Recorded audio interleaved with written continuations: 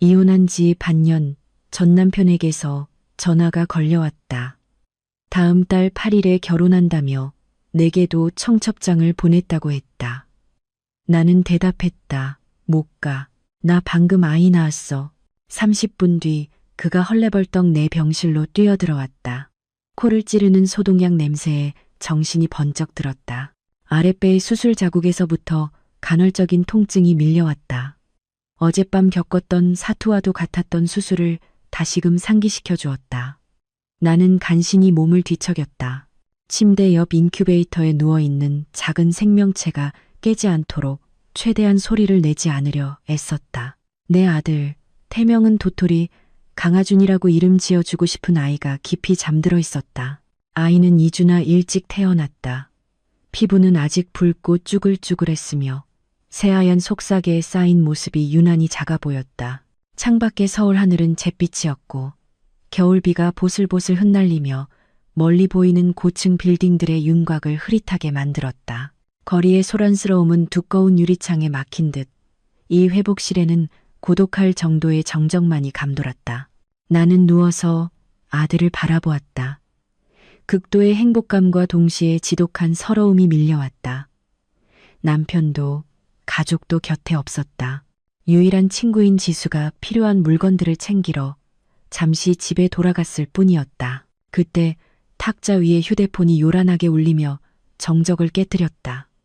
화면을 힐끗 보니 전 남편이라는 두 글자가 차갑고 날카롭게 떠올라 내 마음을 베는 듯했다. 벌써 6달이 흘렀다. 우리가 법원에서 나와 각자의 길을 가기로 한 지 6달. 나는 잠시 망설였다. 받지 않으려 했지만 손가락은 무의식적으로 녹색 버튼을 향해 미끄러졌다. 어쩌면 내 마음속 어딘가에서는 아직 낡은 습관을 완전히 떨쳐내지 못했는지도 모른다. 여보세요. 물기 없는 목소리와 피로감으로 목이 잠겨 있었다. 수화기 너머로 익숙한 저음의 목소리가 들려왔다. 대학 시절 나를 그토록 설레게 했던 그 목소리는 이제는 무서울 정도로 정중한 거리감을 담고 있었다. 서윤 씨, 잘 지내요? 강태준이 물었다. 하지만 나는 그것이 다른 목적을 위한 의례적인 인사말에 불과하다는 것을 잘 알고 있었다. 그는 조 단위의 부동산 그룹 전체를 경영하느라 바쁜 사람이었다. 전 부인의 안부를 묻기 위해 전화할 위인이 아니었다. 살아는 있어. 나는 짧게 대답하며 아들의 오르내리는 작은 가슴에서 눈을 떼지 않았다. 무슨 일이야? 바쁘다면서. 수화기 너머로 나지막한 웃음소리가 들려왔다. 모든 협상에서 우위를 점하는 자의 자신감 넘치는 웃음이었다. 여전하네. 그 까칠한 성격. 소식 하나 전해주려고 전화했어요. 그래도 우리가 부부였던 사이인데 다른 사람한테서 듣게 하고 싶진 않아서. 나는 이불 끝을 살짝 움켜쥐었다. 불길한 예감이 들었다. 다음 달 8일 저 유진 씨랑 신라호텔에서 결혼식 올립니다. 서윤 씨도 와줬으면 해요. 어쨌든 헤어졌어도 친구로 지낼 순 있는 거잖아요. 태준의 말이 한 글자 한 글자 또렷하게 귓가에 박혔다. 그가 결혼하는 건 당연한 일이었다. 유진은 유서 깊은 가문의 금지옥엽 외동딸로 사업적으로도 그에게 큰 도움이 되는 상대였다. 우리가 이혼한 이유 중 하나도 내가 그의 곁에 서기에는 격이 맞지 않아서가 아니었던가. 그런데 왜 여전히 가슴 한 구석이 칼에 베인 듯 아려오는 걸까? 그 통증은 살칸의 수술 자국보다도 더 선명했다. 그는 나를, 전 부인을 초대해서 새 여자와 행복한 모습을 보라고 하는 것이었다. 이혼한 지 불과 6달 만에 강태준의 잔인함은 언제나 완벽할 정도로 신사적이고 문명적인 포장지에 쌓여 있었다. 그는 무엇을 증명하고 싶었던 걸까? 자신이 고상하다는 것. 아니면 내가 완전히 과거가 되었다는 것을 확인시키고 싶었던 걸까? 서윤 씨, 듣고 있어요? 내가 너무 오래 침묵하자 태준이 재촉했다. 나는 아들을 보았다. 아이가 뒤척이며 작은 입을 오물거렸다. 기이한 힘이 내 안에서 솟아올랐다. 나는 더 이상 매일 밤 남편의 저녁상을 차리며 인내하던 아내가 아니었다. 나는 이제 엄마였다. 그리고 이 엄마는 그 누구도 설령 아이의 아버지라 할지라도 자신을 더 이상 상처 입히는 것을 허락하지 않을 터였다. 나는 차분하게 대답했다. 목소리는 더 이상 떨리지 않고 오히려 또렷하고 차가워졌다. 초대해줘서 고마운데 미안하지만 못 갈 것 같아. 무슨 바쁜 일이라도 있어요? 갤러리 일 때문이라면 하루쯤은 미뤄요. 내가 기사 보내줄 테니. 그림 같은 것 때문이 아니야. 나는 그의 말을 잘랐다. 한 글자 한 글자가 깃털처럼 가볍게 나왔지만 그 무게는 천근만근이었다. 나 산후조리 중이야. 수화기 넘어가 침묵에 잠겼다. 공간이 그대로 멈춘 듯 했다. 찻잔이 부딪히는 소리가 들리다 깨졌고 태준의 옆에 있던 누군가의 수근거리는 소리와 함께 그의 숨이 찼는 소리까지 들리는 듯 했다. 뭐라고요? 태준의 목소리는 방금 전에 점잖은 모습은 온데간데 없이 갈라져 있었다. 나 산후조리 중이라고. 어젯밤에 제왕절개로 아들 낳았어. 그러니 당신의 좋은 날에 내가 빠져도 괜찮겠지. 나는 그의 대답을 기다리지 않았다. 어떤 해명이나 변명도 듣고 싶지 않았다. 손가락으로 통화 종료 버튼을 단호하게 눌렀다. 화면이 까맣게 변했다. 나는 휴대폰을 침대 매트리스 위로 던졌다. 지난 몇 달간 가슴을 짓누르던 돌덩이를 막 내려놓은 기분이었다. 도토리가 칭얼거리기 시작했다. 나는 상처의 통증을 꾹 참으며 몸을 일으켜 아이를 가볍게 토닥였다. 착하지, 엄마 여기 있어. 우리 둘만 있으면 돼. 아무도 필요 없어. 뜨거운 눈물이 뺨을 타고 흘러내렸다. 방금 전의 대화에서 나는 이겼다. 그런데 왜 마음은 이토록 공허할까? 나는 방금 내뱉은 말이 단순한 거절이 아니라 하나의 기폭제가 되리라는 것을 알았다. 강태준의 성격상 그는 이 일을 절대로 그냥 넘어가지 않을 것이다. 이 위태로운 평화는 곧 끝날 터였다. 30분. 내가 전화를 끊고 나서 병실 문이 난폭하게 열리기까지 걸린 시간이었다. 내가 아이에게 줄 분유를 타느라 정신이 없을 때였다.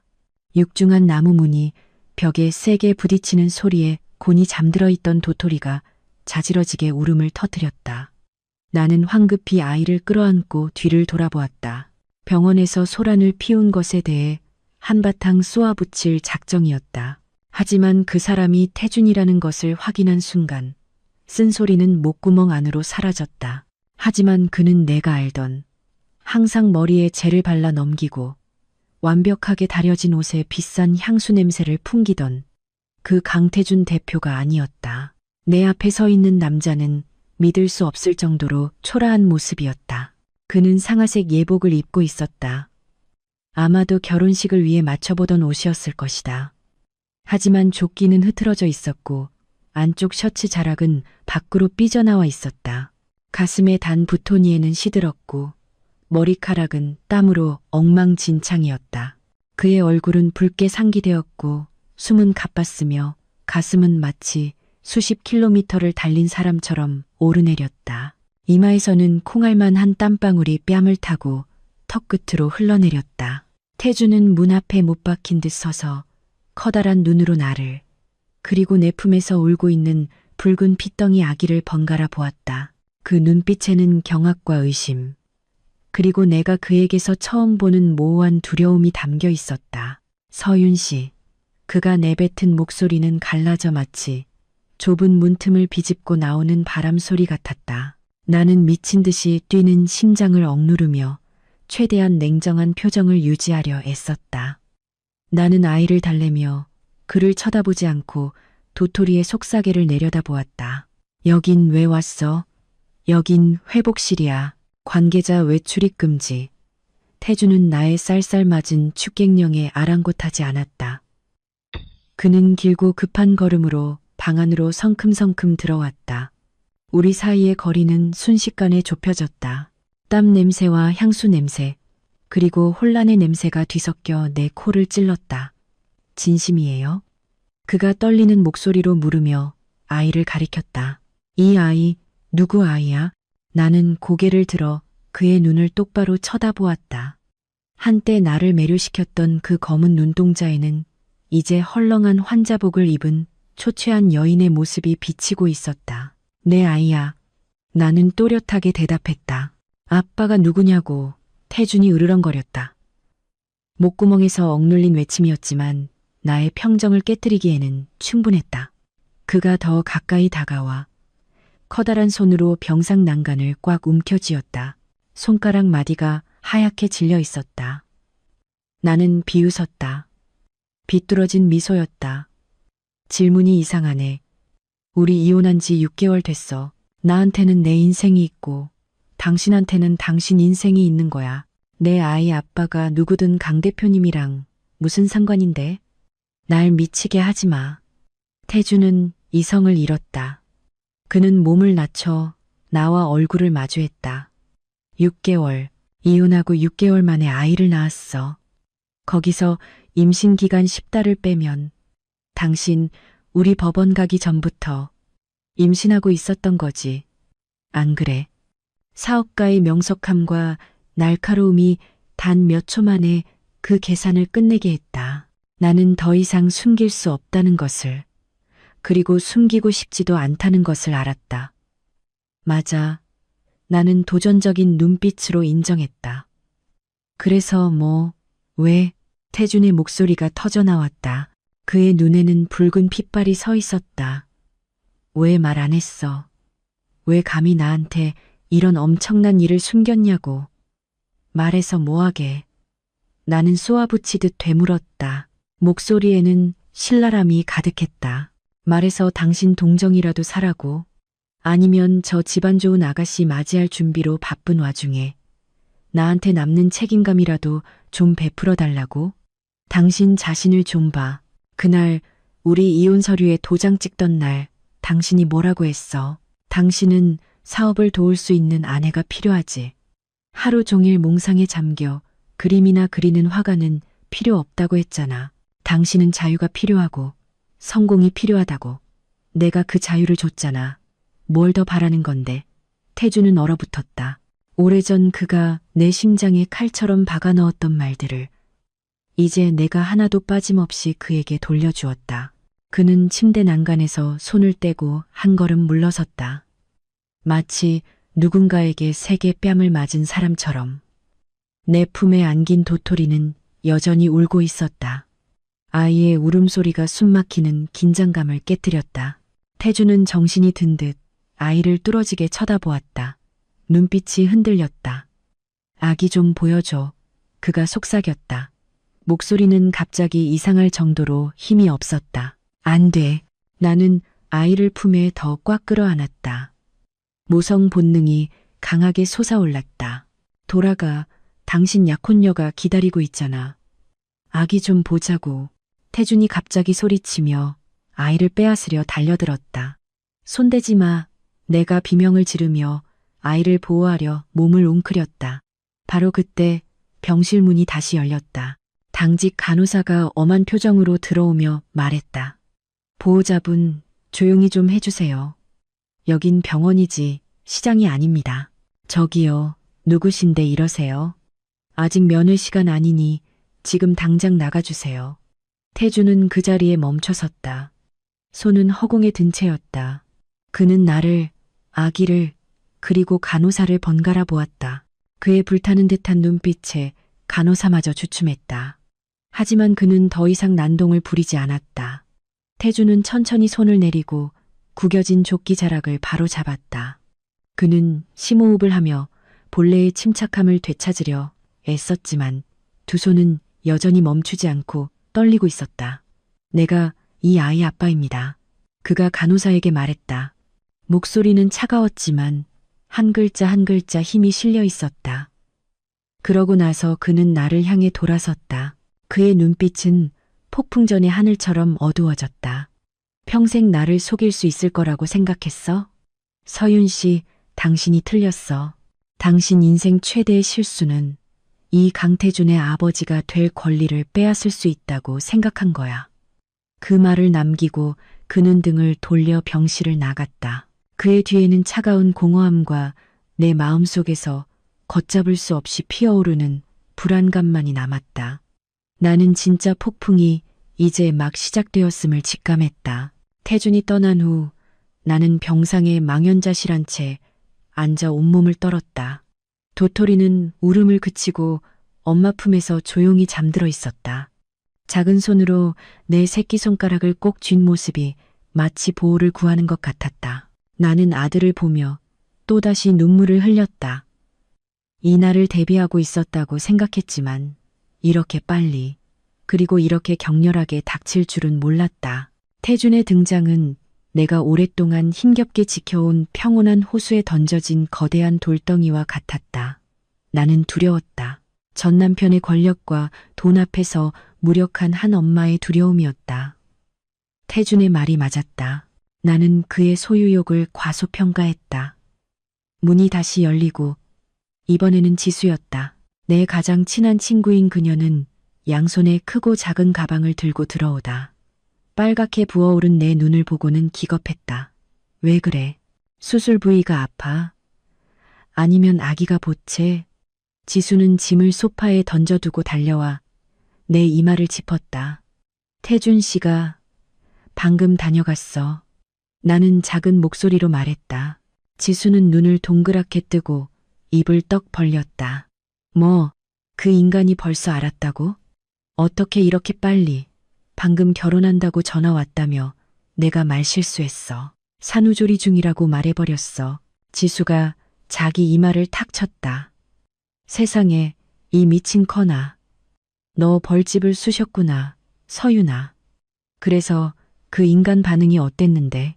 나는 방금 있었던 짧지만 폭풍 같았던 만남을 간략하게 이야기해 주었다. 이야기를 다 듣고 나자 지수의 얼굴이 굳어졌다. 그녀는 방 안을 서성이며 역력한 불안감을 드러냈다. 강태준 성격에 절대 가만히 안 있을 거야. 그 인간은 야심 덩어리에다가 은근히 가부장적이잖아. 대를 이을 아들이 있다는 걸 알았으니 어떻게든 아기를 빼앗으려고 할 거라고. 넌 어쩔 셈이야? 모르겠어. 나는 고개를 저었다. 무력감이 온몸을 덮쳤다. 나 혼자서도 키울 수 있어. 모아둔 돈도 있고 갤러리도 잘 되고 있잖아. 그 사람 돈 필요 없어. 문제가 돈이 아니잖아. 지수가 버럭 소리쳤다. 문제는 그 인간의 자존심이랑 그 명문가 집안이라고. 네 생각에 그 엄마가 자기 집안의 장손이 밖에서 떠도는 걸 가만히 보고만 있을 것 같아. 지수의 말은 바늘처럼 내 심장을 찔렀다. 나의 전 시어머니. 그녀는 날카롭고 가문을 무엇보다 중시하는 여자였다. 예전에도 그녀는 내가 가난한 화가에 집안 배경도 보잘것없다며 나를 탐탁지 않아 했다. 이제 내가 그 집안의 장손을 낳았다는 사실을 알게 되면 그녀는 그 아이를 내 아이가 아닌 강씨 가문의 재산으로 여길 것이다. 갑자기 병실 문이 다시 벌컥 열렸다. 이번에는 한 명이 아니라 여러 명이었다. 태준이 앞장서 있었다. 그는 조끼를 벗고 넥타이를 푼 흰 셔츠 차림에 소매를 팔꿈치까지 걷어 올린 상태였다. 그의 뒤에는 권위 있어 보이는 하얀 가운을 입은 의사 3명과 이런저런 기계를 밀고 들어오는 간호사 2명이 따르고 있었다. 지금 무슨 짓이야? 나는 겁에 질려 아이를 품에 꼭 끌어안았다. 태준은 나를 쳐다보지도 않았다. 그는 가장 나이 들어 보이는 의사를 향해 돌아서서 정중하게 말했다. 교수님, 아이 상태 좀 종합적으로 봐주십시오. 아이가 2주 일찍 태어났는데 폐가 아직 완전하지 않을까 걱정됩니다. 그리고 유전자 검사 샘플도 채취해 주시고요. 강태준, 당신 미쳤어. 내가 소리치며 일어나려 했지만 수술 부위의 통증이 나를 침대에 주저앉혔다. 태준이 다가와 내 어깨를 눌렀다. 그의 손은 뜨겁고 강했지만 나를 아프게 하지 않으려는 자제력이 느껴졌다. 가만히 누워있어. 수술 부위에 물이 가면 안 돼. 그의 목소리는 낮게 가라앉아 있었다. 방금 전에 공격적인 태도는 사라졌지만 거부할 수 없는 명령조가 담겨 있었다. 난 아이에게 가장 좋은 걸 해주는 것뿐이야. 당신이 막을 권리는 없어. 내 아이야. 검사 따위 필요 없어. 이 아이는 내 아이고 당신 아이이기도 해. 태준이 내 얼굴에 대고 낮게 으르렁거렸다. 그의 눈이 내 눈 깊숙한 곳을 꿰뚫었다. 원망과 확신이 뒤섞인 눈빛이었다. 애 얼굴 좀 봐, 서윤 씨. 저 넓은 이마, 저 삐쭉 나온 입술. 언제까지 현실을 부정할 셈이야? 나는 도토리를 내려다보았다. 아이는 잠들어 있었다. 작은 얼굴은 정말로 태준의 축소판이었다. 잠결에 미간을 찌푸리는 모습까지도 아빠를 쏙 빼닮았다. 혈연은 말로 부정할 수 있는 것이 아니었다. 김 교수님은 소아과 분야 최고 권위자야. 태준이 목소리를 낮춰 설명했지만 시선은 여전히 아기에게서 떼지 못했다. 이 병원 시설도 좋지만 최고는 아니지. 난 우리 아들이 아무 문제 없는지 확실히 해야겠어. 옆에 서 있던 지수가 끼어들려 했지만 문 앞에 버티고 선 태준의 경호원에게 막혔다. 그녀는 그저 걱정스러운 눈으로 나를 바라볼 뿐이었다. 의사들이 도토리를 진찰하기 시작했다. 그들은 전문적이고 부드럽게 아이를 다루었다. 나는 무력하게 그들이 검사를 위해 아들의 발뒤꿈치에서 피를 뽑는 것을 지켜보았다. 바늘이 살을 찌르자 아이가 자지러지게 우는 소리에 내 속은 타들어가는 듯했다. 태주는 고개를 돌린 채 서 있었다. 주먹을 꽉 쥔 그의 손등에 퍼런 힘줄이 돋아 있었다. 그 역시 고통스러워하고 있었다. 나는 그것을 깨달았다. 의사들이 진찰을 마치고 떠난 후에도 태주는 남아 있었다. 그는 의자를 끌어다 인큐베이터 옆에 앉았다. 그는 조용히 앉아 울음을 그치고 잠이 든 아기를 바라보았다. 방 안의 분위기는 가라앉았고 긴장감은 아련한 슬픔으로 바뀌었다. 왜 그랬어? 태준이 나를 보지 않고 물었다. 시선은 여전히 아기에게 고정되어 있었다. 같은 질문이었지만 더 이상 분노는 없었다. 무거운 책망만이 남아 있었다. 지난 6개월 동안 난 기계처럼 살았어. 그런데 당신은 내 아이를 뱃속에 품고 입덧을 견디고 몸의 변화를 감내하고 혼자서 아이를 낳았어. 날 대체 뭐라고 생각한 거야? 길 가던 사람도 이보다는 정이 있겠다. 당신이 선택한 건 당신 사업이었잖아. 나는 지친 목소리로 대답했다. 당신은 기나긴 출장과 접대를 위한 술자리를 선택했고 당신에게 막대한 계약을 안겨줄 수 있는 유진 씨를 선택했어. 나는 단지 내 아이를 당신의 계산 속에서 지키는 방법을 선택했을 뿐이야. 태준이 나를 돌아보았다. 그의 눈빛은 복잡했다. 후회와 자신이 틀렸다는 것을 절대 인정하지 않는 남자의 고집이 뒤섞여 있었다. 내가 아이를 원하지 않는다고 말한 적은 없어. 당신이 임신한 걸 알았다면 절대 이혼하지 않았을 거야. 그게 바로 내가 말하지 않은 이유야. 나는 슬프게 웃었다. 난 책임감만으로 유지되는 결혼은 원하지 않았어. 난 사랑받고 싶었다고. 강태준. 하지만 당신은 오래전에 나를 사랑하지 않게 됐잖아. 태준은 침묵했다. 그는 반박하지 않았다. 아마 그 역시 그 적나라한 진실을 깨달았을 것이다.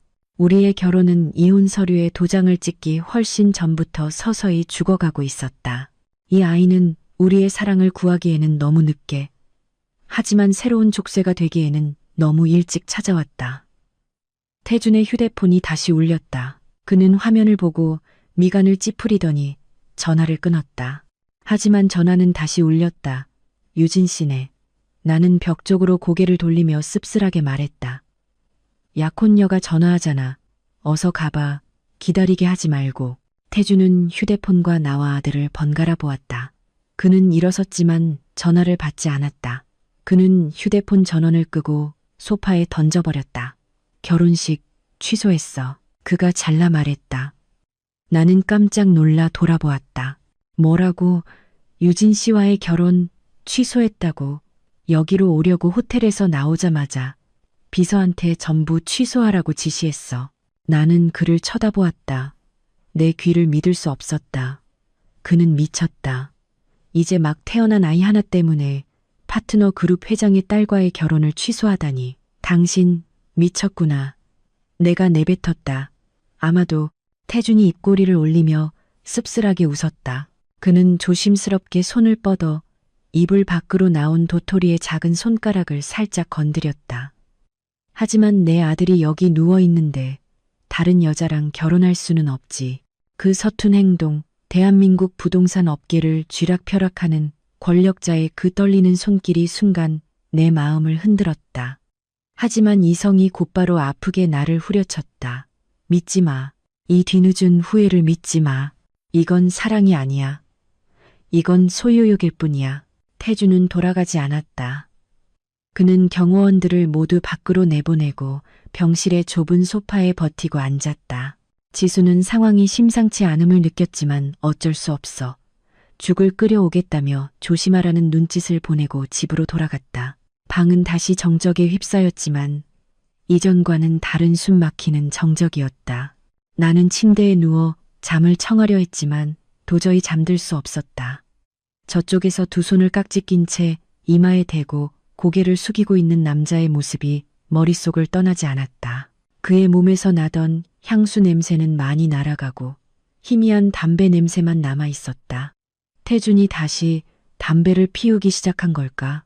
예전에 우리가 사랑했을 때 나는 그에게 금연을 강요했었다. 그는 약속했고 지켰다. 하지만 대표이사 자리에 오른 후 업무 스트레스가 그를 너무 많이 바꿔놓았다.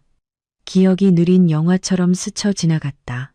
우리는 미대에서 만났다. 그는 경제학과 학생으로 우리 학교에 교류차 왔다가 시동 처마 밑에서 비를 피하고 있었다.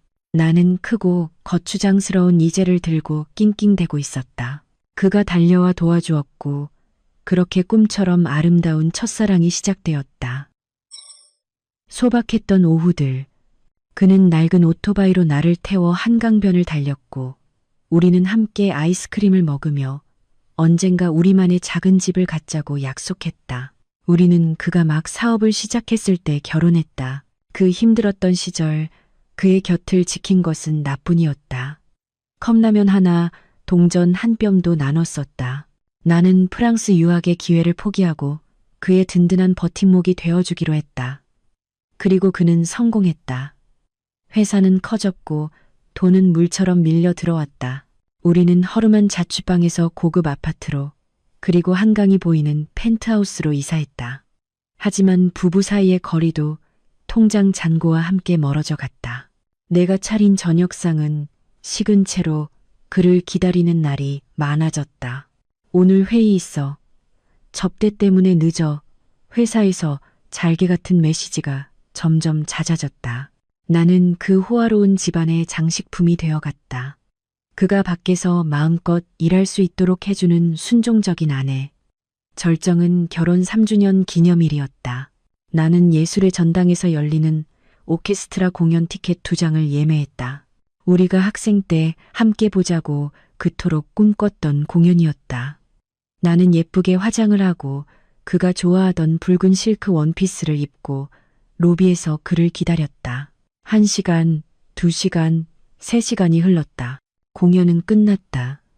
사람들은 모두 집으로 돌아갔고 화려한 조명 아래 나 홀로 덩그러니 서 있었다. 수십 통의 전화를 했지만 아무도 받지 않았다. 자정이 다 되어서야 그는 술에 취해 집에 돌아왔다. 그는 잊어버렸다고 파트너사와 회사 합병 건으로 바빴다고 말했다. 그는 사과의 의미로 명품 핸드백을 내게 던져주고는 죽은 듯이 잠들었다. 나는 그 핸드백과 코를 골며 자는 남편을 번갈아 보았다. 그 순간 나는 깨달았다. 내가 사랑했던 남자는 죽었다. 무감각한 돈 버는 기계, 강태준 대표만 남아있을 뿐이었다. 다음 날 내가 마지막 노력으로 점심 도시락을 싸들고 그의 회사 엘리베이터에 탔을 때 나는 그의 의자에 걸쳐진 재킷에서 낯선 향수 냄새를 맡았다.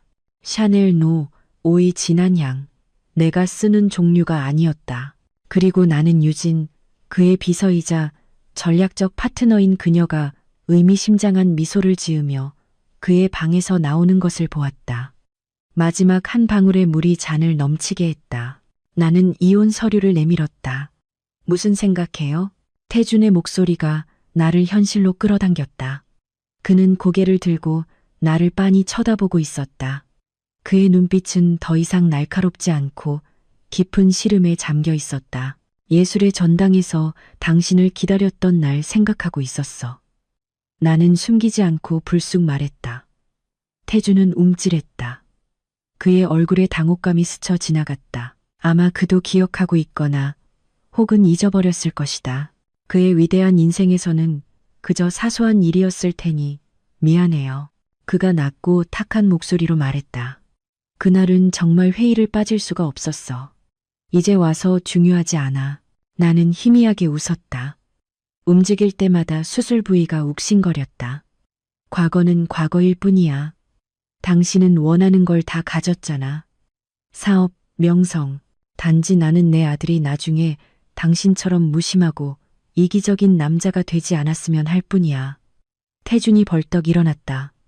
소파가 삐걱거리는 소리를 냈다. 내 말이 그의 자존심을 건드린 모양이었다. 남편으로서의 나를 탓할 순 있어도 아버지로서의 자격은 판단하지 마. 난 그걸 보여줄 기회조차 없었으니까. 그가 으르렁거렸다. 아들에게 보상해 줄 거야. 무엇 하나 부족하지 않게 해줄 거야. 최고의 학교에 보내고 최고의 물건만 쓰게 하고 가장 빛나는 미래를 갖게 할 거라고. 당신이 말하는 최고라는 건 결국 돈이겠지. 나는 그의 눈을 똑바로 쳐다봤다. 하지만 아이에게 필요한 건 사랑이고 곁에 있어주는 거야. 한도 없는 블랙카드나 서명만 해주는 아빠가 아니라. 그럼 뭘 원하는데. 태준이 침대 가까이 다가와 거대한 그림자로 나를 압도했다.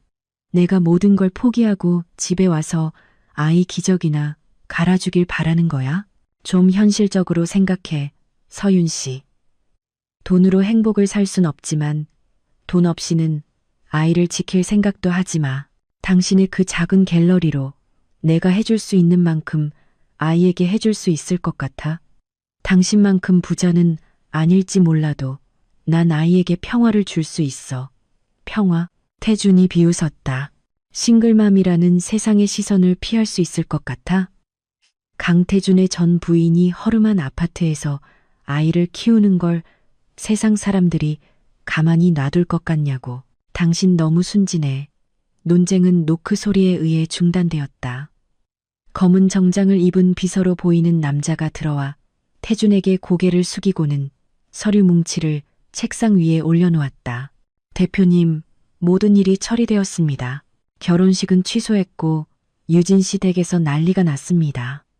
그쪽 회장님께서 즉시 대표님을 뵙고 싶어 하십니다. 태준이 손을 저었다. 표정은 차가웠다. 나중에 뵙겠다고 해. 지금은 바쁘니까. 그리고 나가봐. 태준이 소리쳤다. 비서는 황급히 물러났다. 태준은 서류 뭉치를 집어들고 그 안에서 종이 한 장을 꺼내 내게 내밀었다. 이게 뭐야? 내가 의심스럽게 물었다. 읽어봐. 그가 짧게 말했다. 나는 종이를 받아들고 굵은 글씨들을 훑어보았다. 눈앞이 캄캄해졌다. 그것은 양육 및 후원 협의서였다. 내용은 태준이 모든 비용을 부담하고 집을 사주고 가사도우미와 개인 주치의를 고용해주는 대신 그는 언제든지 아이를 방문할 권리를 가지며 아들은 강씨 성을 따르고 족보에 이름을 올려야 한다는 것이었다. 이걸 언제부터 준비한 거야? 나는 떨리는 목소리로 물었다. 아이 소식들은 지 몇 시간밖에 안 됐잖아. 난 항상 대비책을 마련해두지. 태준이 태연하게 대답했다. 그리고 이건 당신 의견을 묻는 게 아니야. 통보하는 거지. 나는 손안에 종이를 구겨 그의 얼굴에 던져버렸다. 꺼져. 아무것도 서명 안 해. 내 아이를 뺏어갈 생각은 꿈도 꾸지 마. 태준은 피하지 않고 종이가 가슴에 부딪혀 바닥에 떨어지게 내버려 두었다. 그는 몸을 숙여 그것을 집어들고 구김을 펴서 침대 머리맡 테이블에 올려놓았다. 생각해봐. 몸도 약한데 흥분하지 말고 내일 다시 얘기하지. 경호원들을 밖에 세워둘 테니 아이 데리고 도망칠 생각은 꿈도 꾸지 마. 그 말을 남기고 그는 등을 돌려 떠났다. 내 뒤에는 치밀어 오르는 분노와 서서히 닫혀오는 황금 세 장에 대한 두려움만이 남았다. 나는 침대에 미동도 없이 누워 있었다. 태준이 닫고 나간 문의 냉정한 소리가 여전히 귓가에 맴돌았다. 넓은 방은 억압적인 침묵으로 인해 순식간에 비좁게 느껴졌다. 나는 고개를 돌려 아들을 보았다. 도토리는 여전히 깊이 잠들어 있었다. 규칙적인 숨소리와 함께 작은 입술이 꿈속에서 젖을 빠는 듯 이따금씩 움직였다. 아들을 보자 내 마음속에서는 강렬한 결심과 함께 쓰라림이 차올랐다. 나는 태준이 내 인생과 아이의 인생을 더 이상 지배하게 둘 수 없었다. 한밤중에 태준이 돌아왔다. 그는 다른 옷으로 갈아입은 상태였다. 평소에 권위 있는 모습이 드러나는 잘 다려진 짙은 남색 셔츠. 하지만 그의 눈 밑 다크서클은 그가 애써 감추려는 피로를 고스란히 드러내고 있었다. 그는 아무 말 없이 조용히 의자를 끌어다 방구석에 앉아 노트북을 켜고 일을 시작했다. 화면에서 나오는 푸른빛이 그의 각진 얼굴을 비추며 강렬한 명암의 그림자를 만들어냈다.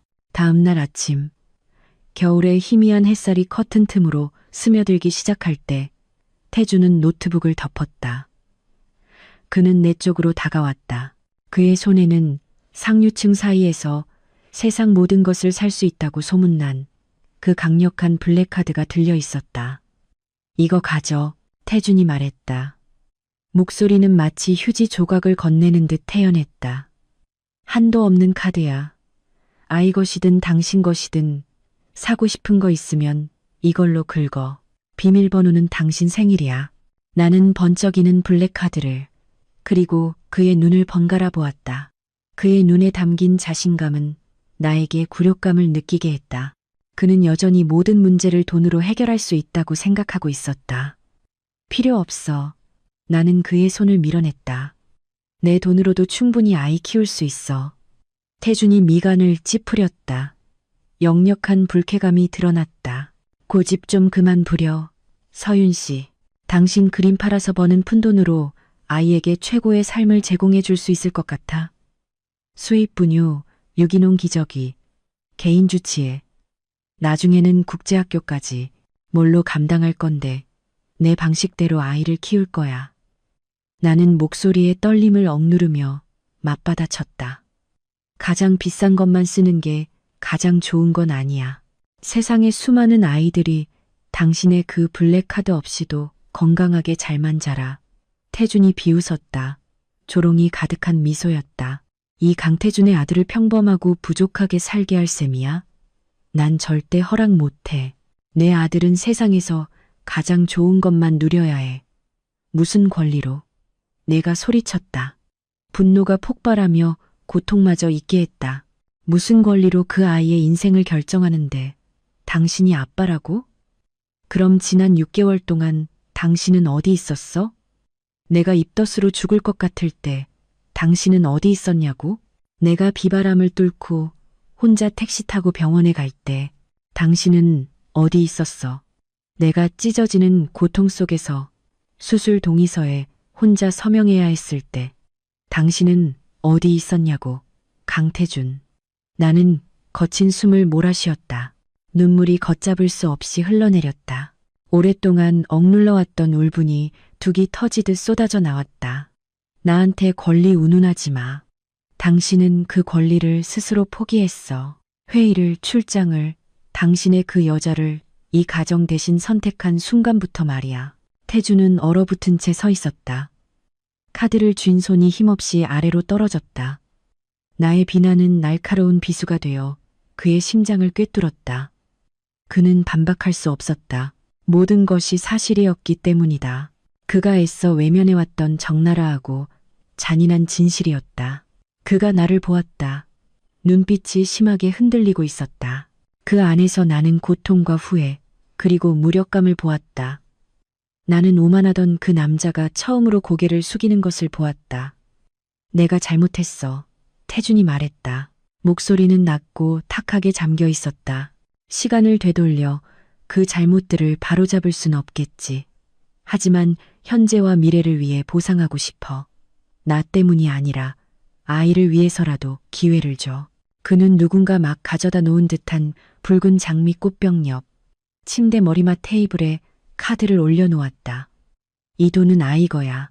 당신이 쓰든 안 쓰든 그건 당신 자유지만 단지 내가 밉다는 이유만으로 거절하지는 마. 아이를 생각해. 그 말을 남기고 태주는 발코니로 나가 담배에 불을 붙였다. 잿빛 하늘을 배경으로 한 그의 외로운 뒷모습이 비쳤다. 나는 그를 바라보았다. 가슴이 무거웠다. 그의 말이 일부는 맞다는 것을 알았다. 나는 그를 미워하고 원망할 수 있지만 내 아들이 마땅히 누려야 할 좋은 것들을 빼앗을 권리는 없었다. 하지만 그의 도움을 받아들이는 것은 그가 우리 모자의 삶에 들어오는 것을 허락하고 내가 그토록 벗어나고 싶었던 그의 통제를 받아들이는 것과 같았다. 이틀째 되는 날 아침, 병원의 정적은 대규모의 침공으로 깨졌다. 나는 선잠을 자다 복도에서 들려오는 소란스러운 소리에 잠이 깼다. 눈을 뜨자 나는 한 무리의 사람들이 온갖 물건들을 방 안으로 옮기는 것을 보고 아연실색했다. 빼곡히 외국 상표가 찍힌 크고 작은 상자들이 방구석에 차곡차곡 쌓여 있었다. 최신형 젖병 소독기, 공기청정기, 자동 흔들 침대, 그리고 내가 이름조차 미처 알아보지 못한 수많은 물건들이었다. 태주는 방 한가운데 서서 태블릿 PC를 들고 직원들에게 물건 배치를 지시하고 있었다. 그의 모습은 아이를 돌보는 아빠라기보다는 군대를 지휘하는 총사령관 같았다. 조심해서 다뤄, 깨지기 쉬운 물건이야. 태준이 난방기를 옮기던 직원에게 주의를 주었다. 이 병실을 창고로 만들 셈이야? 내가 얼굴을 찌푸리며 물었다. 태준이 나를 돌아보았다. 만족스러운 표정이었다. 가장 필요한 것들만 가져온 거야. 병원은 부족한 게 너무 많아서 마음이 안 놓여. 부족하다고? 나는 비웃었다. 여긴 이 병원에서 제일 비싼 VIP 병실이야. 아직도 당신 기준에는 못 미치나 보네. 태준이 태연하게 대답했다. 바로 그때 한 중년 여성이 들어왔다. 그녀는 옅은 푸른색 유니폼을 입고 머리는 단정하게 쪽을 지었으며 엄격해 보이는 얼굴에서는 전문성이 묻어나왔다. 그녀의 가슴에는 김선영, 신생아 케어 전문가라는 이름표가 달려 있었다. 사모님, 안녕하십니까. 저는 강 대표님께서 작은 도련님을 돌보라고 고용하신 김선영입니다. 김 여사가 내게 고개를 숙이며 인사했다. 목소리는 마치 프로그램된 것처럼 정확하고 기계적이었다. 나는 어리둥절한 채 태준을 바라보았다. 그가 즉시 설명했다. 김 여사님이야. 전문 산후도우미시고 국제병원에서 20년간 신생아를 돌본 경험이 있으셔. 이제부터 아이 돌보는 거 도와주실 거야. 낯선 사람한테 내 아이 맡기기 싫어. 나는 즉시 반대했다. 모성애는 내 아이에게 접근하려는 모든 이에 대해 경계심을 갖게 했다. 당신 막 수술 끝내서 몸도 약한데 밤새워가며 아이 돌볼 순 없어. 태준이 단호하게 말했다. 김 여사님이 아기 목욕, 수유, 마사지를 다 해주실 거야. 당신은 그냥 쉬면서 회복하기만 하면 돼. 김 여사는 내 동의를 기다리지 않았다. 그녀는 요람으로 다가가 능숙하게 실내 온도를 확인하고 도토리의 이불을 고쳐 덮어준 뒤 나를 향해 말했다. 도련님 식사하실 시간입니다. 사모님께서 유축해두신 모유가 있습니까? 아니면 제가 분유를 탈까요? 그녀가 작은 도련님이라고 부르는 호칭에 나는 소름이 돋았다. 내 아이는 태어난 지 이틀밖에 안 됐는데 벌써부터 그런 거리감 느껴지는 호칭으로 불리고 있었다. 내가 직접 수유할 거야. 내가 몸을 일으켜 아이를 안으려 하며 퉁명스럽게 말했다. 사모님께서는 아직 항생제를 맞고 계셔서 모유가 지금 당장은 최선이 아닐 수 있습니다. 김 여사가 부드럽지만 단호하게 나를 막았다. 대표님께서 일본에서 가장 좋은 분유를 준비해 두셨습니다. 미숙아에게 아주 적합한 제품입니다. 나는 도움을 구하듯 태준을 쳐다봤지만 그는 김 여사의 말에 동의하며 고개를 끄덕였다. 그분 말씀대로 해. 전문가시잖아. 무력감이 나를 덮쳤다. 나는 눈앞에서 엄마가 될 권리를 박탈당하는 기분이었다.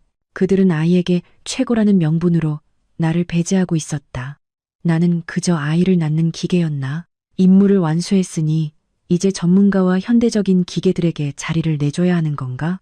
나는 입술을 깨물며 김 여사가 능숙하게 내 아이를 안아 젖병을 물리고 트림시키는 것을 지켜보았다. 그녀의 모든 동작은 완벽하고 정확했지만 조금의 서투름도 없었다. 하지만 왜 이리도 차갑게 느껴지는 걸까? 모성애의 따스함이 엄마와 아이 사이에 신성한 유대감이 빠져 있었다. 태주는 만족스러운 표정으로 그 모습을 지켜보았다. 그는 전문성을, 표준화된 절차를 신뢰했다.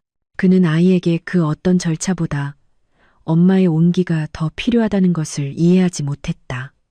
좀 쉬어. 태준이 내게 말하고는 비서와 전화로 업무 이야기를 나누기 시작했다.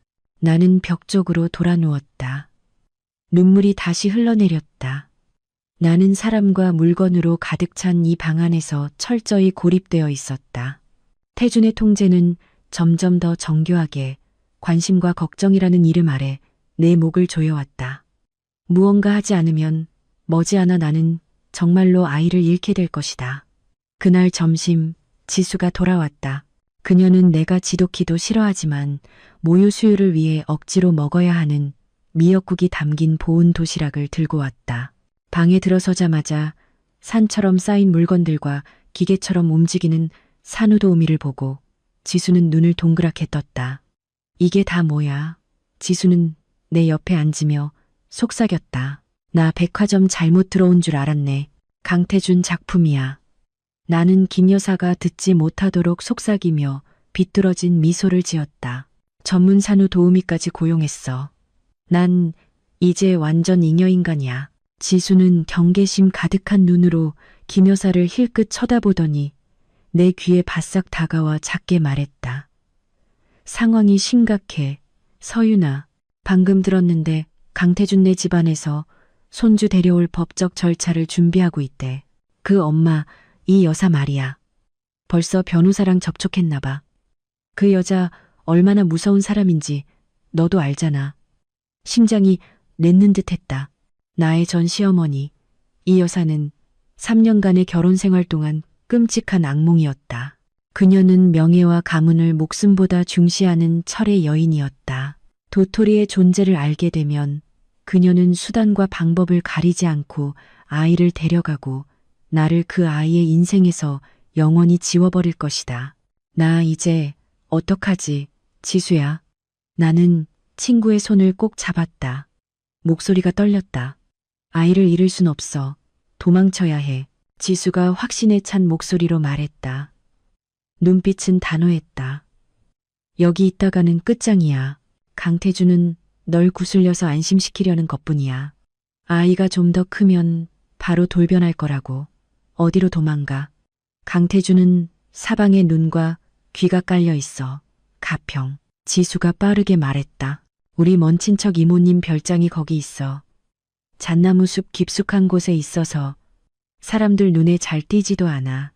내가 열쇠 가지고 있으니까 일단 거기 가서 잠시 숨어 있어. 아이가 좀 더 크면 내가 서류 준비해서 해외로 보내주거나 아주 먼 곳으로 가게 해줄게. 하지만 아이 건강은 애가 미숙하잖아. 나는 요람에 잠든 도토리를 걱정스럽게 바라보았다. 걱정 마.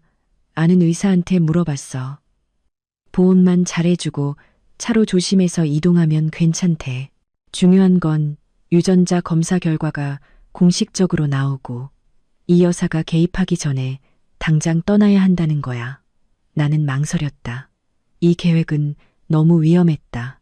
나는 막 수술을 끝냈고 아이는 아직 핏덩이였다. 하지만 발코니에서 통화 중인 태준을 저 차가운 산후도우미를 보자 아이를 잃을지도 모른다는 두려움이 모든 것을 압도했다. 나는 차라리 아이와 함께 고생하는 편이 저 위선적인 황금 세장 속에서 아이가 아빠의 무감각한 복제품이 되는 것을 보는 것보다 나았다. 언제가? 내가 결심한 눈빛으로 물었다. 모레 새벽, 지수가 계산했다. 아까 강태준 통화하는 거 엿들었는데 모레 아침에 엄청 중요한 주주총회가 있어서 절대 빠질 수 없대. 일찍 병원을 나설 거야. 그때 내가 병원 후문으로 차를 댈게. 김 여사는 내가 처리할게. 지수가 짓궂게 윙크했다. 그 여자 커피에 설사약이라도 타든지 아니면 다른 핑계를 대서 딴 데로 보내버릴게. 넌 준비만 하고 있어. 우리는 최대한 평범해 보이려 애쓰며 몇 가지 세부 사항을 더 논의했다. 태준이 안으로 들어오다 우리가 속닥거리는 것을 보고 의심스럽게 물었다. 두 사람 무슨 작당모이라도 하는 거예요? 네 욕하는 중이었는데 됐냐? 지수가 쏘아붙이며 자리에서 일어나 옷을 털었다. 그럼 난 이만 가볼게. 모범적인 가족의 오붓한 시간을 방해하면 안 되지. 지수가 떠나고 나는 침대에 누웠다. 심장이 가슴속에서 쿵쾅거렸다. 탈출 계획은 이미 시동이 걸렸다. 이것은 내 인생 최대의 도박이었다. 성공하면 자유를 얻을 것이고 실패하면 그 결과는 감히 상상하고 싶지도 않았다. 다음 이틀은 평온한 겉모습 아래 극도의 긴장감 속에서 흘러갔다. 태주는 대부분의 시간을 병원에서 보냈다. 그는 노트북을 가져와 병실에서 일했고 이따금씩 고개를 들어 우리 모자를 바라보았다. 그는 아빠가 되는 연습을 시작했다. 김 여사가 모든 것을 도맡아 했지만 태주는 사소한 일에나마 참여하려 애썼다. 그는 서투르게 아이를 안는 법을 배웠다. 수십억짜리 계약서에 사인하던 그의 커다란 손은 이제 도토리의 연약한 머리를 받치며 떨고 있었다. 한 번은 그가 몰래 아이의 손바닥에 자기 손가락을 넣어보는 것을 보았다. 잠결에 도토리는 무의식적으로 아빠의 손가락을 꽉 쥐었다. 태주는 그 자리에 멈춰섰다. 그의 입가에 보기 드문 부드러운 미소가 번졌다. 그 순간 그는 정말 다정하고 친근해 보였다. 그 모습은 언젠가 나와 함께 행복한 가정을 꾸리자고 약속했던 그 시절의 대학생을 떠올리게 했다. 꽉 잡네. 태준이 속삭이며 나를 향해 말했다. 눈빛이 기쁨으로 반짝였다. 나중에 이 녀석 힘 좀 쓰겠는데 날 닮아서. 내가 불쑥 말하고는 후회했다. 태준이 나를 보았다. 눈빛이 부드러워졌다. 서윤 씨, 아직 나한테 화난 거 알아요. 하지만 난 정말 우리 관계가 아이를 위해서라도 정상적으로 돌아갔으면 좋겠어. 그게 그렇게 간단한 문제라고 생각해? 나는 그의 시선을 피하며 고개를 돌렸다. 마음의 상처는 잊자고 해서 잊히는 것이 아니었다. 기다릴게. 태준이 단호하게 말했다. 내가 변했다는 걸 당신한테 증명해 보일게. 그의 말은 내 마음을 심하게 흔들었다. 김 여사의 지도를 받으며 서투르게 아이 기저귀를 가는 그를 볼 때, 아이가 울자 한밤중에 깨어나는 그를 볼 때, 나는 거의 모든 것을 포기하고 그가 그려내는 행복한 가족의 그림을 믿고 싶어졌다. 하지만 끊임없이 울려대는 업무 전화와 전화기 너머로 부하 직원에게 내리는 그의 냉정한 지시가 나를 다시 현실로 끌어내렸다. 그는 여전히 야심차고 독단적인 강태준이었다. 이 변화는 일시적인 것. 처음 아빠가 된 남자의 순간적인 감정일 뿐이다. 새로움이 지나가고 업무 스트레스가 다시 덮쳐오면 과연 그가 지금처럼 인내심을 갖고 앉아 잠든 아이를 바라볼 수 있을까? 아니면 또다시 새로운 정복을 향해 달려나가 우리 모자를 차가운 펜트하우스에 내버려 둘까? 나는 내 인생과 아이의 인생을 그렇게 희박한 믿음에 걸 수 없었다. 탈출하기 전날 오후 태주는 잉어죽 한 그릇을 가져왔다. 전속 요리사에게 시켜 만든 것이라며 따뜻할 때 먹으라고 했다. 그는 다정하게 죽을 한 숟가락 떠서 식힌 다음 내 입가에 가져다 주었다. 나는 죽그릇과 그를 번갈아 보았다. 이런 관심 예전 같았으면 기뻐서 울었을 것이다. 하지만 지금은 죄책감만 들게 할 뿐이었다. 나는 곧 그를 속이고 그의 아이를 데리고 도망칠 참이었다. 고마워. 나는 죽그릇을 받아들고 기계적으로 먹었다. 내일 아침 일찍 중요한 회의가 있어. 태준이 말했다. 조금 늦게 들를 테니 김 여사님 말씀 잘 듣고 필요한 거 있으면 언제든 전화해. 응, 일이나 신경 써. 나는 최대한 평온한 목소리를 유지하려 애쓰며 대답했다.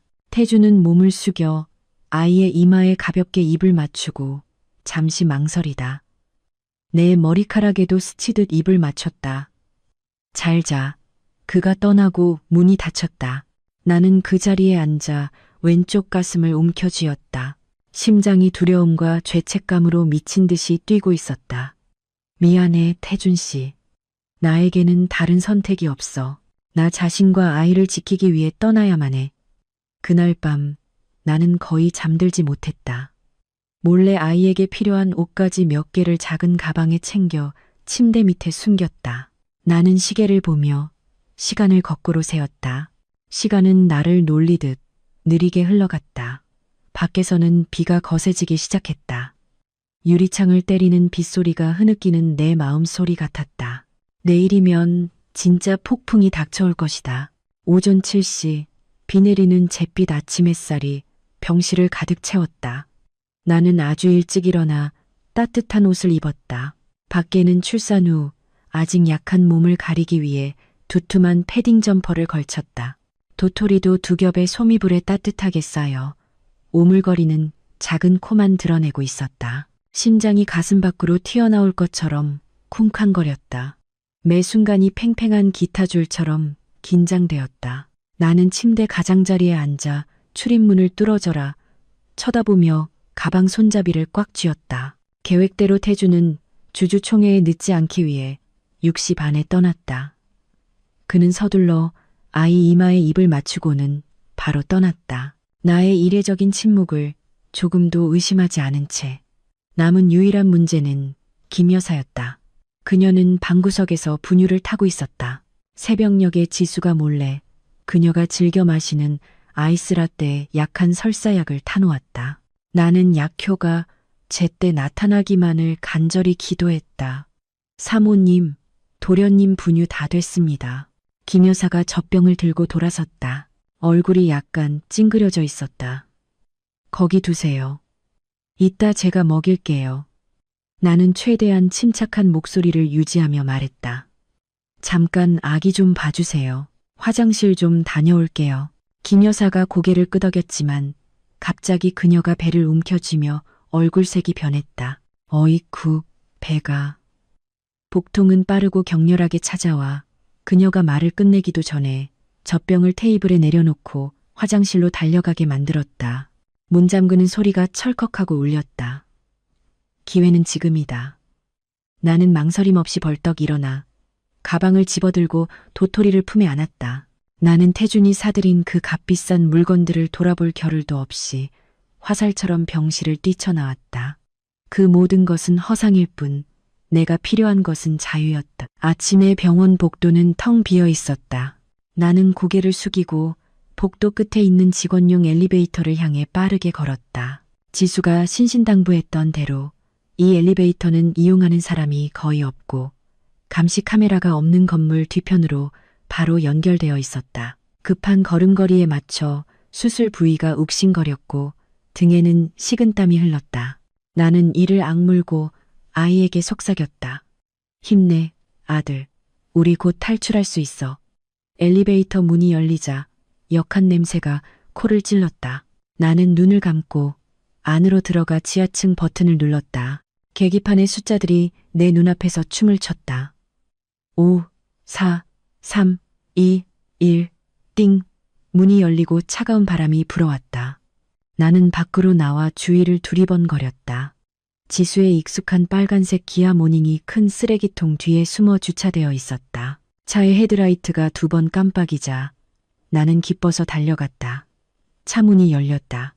빨리 타. 지수가 극도로 긴장된 얼굴로 재촉했다. 나는 뒷좌석으로 재빨리 들어가 문을 쾅 닫았다. 지수는 즉시 엑셀을 밟았고 차는 쏜살같이 달려나갔다. 뒤에는 거대한 괴물처럼 우뚝 솟은 하얀 병원 건물이 남았다. 성공이야. 지수가 소리치며 핸들을 세게 쳤다. 내가 그랬잖아. 그 김 여사 따위가 나를 어떻게 당해내겠냐고. 나는 숨을 내쉬며 의자에 등을 기댔다. 품에 안겨 여전히 잠든 아들을 보았다. 안도감이 온몸의 세포 하나하나에 퍼져나갔지만 두려움은 아직 나를 놓아주지 않았다. 아직 안심하긴 일러. 서울부터 벗어나야 해. 나는 뒤를 돌아보며 누가 쫓아오지 않는지 계속 살피며 말했다. 우리 차는 출근 시간에 복잡한 거리를 빠져나가 내부 순환로로 향했다. 빗줄기는 점점 굵어져 차 유리를 세차게 때렸다. 와이퍼가 쉴 새 없이 움직이며 마치 내가 고통스러운 과거를 지우려 애쓰는 것처럼 얼룩진 물자국을 닦아냈다. 고속도로는 한산했고 지수는 속도를 높였다. 속도계 바늘이 시속 80, 90km를 가리켰다. 고층 빌딩들이 점점 뒤로 물러나고 빗속에 잿빛 교회 풍경이 나타났다. 강변북로 타다가 가평 쪽으로 빠질 거야. 지수가 도로에 시선을 고정한 채 말했다. 아마 2시간쯤 더 가면 도착할 거야. 걱정 말고 한숨 자. 내가 어떻게 잠을 자. 나는 시계를 보았다. 8시 15분. 지금쯤 김 여사는 화장실에서 나와 내가 사라진 것을 발견했을 것이다. 그녀는 태준에게 전화할 것이다. 태준은 어떻게 할까? 그는 미친 듯이 화를 내며 이 서울을 샅샅이 뒤져서라도 나를 찾아낼 것이다. 나는 몸서리를 치며 아이를 더 꽉 껴안았다. 지수야, 태준 씨가 우리를 찾을 수 있을까? 어림도 없지. 지수가 비웃었다. 이 차는 먼 사촌 동생한테 빌린 거야. 번호판도 다른 지역 거고.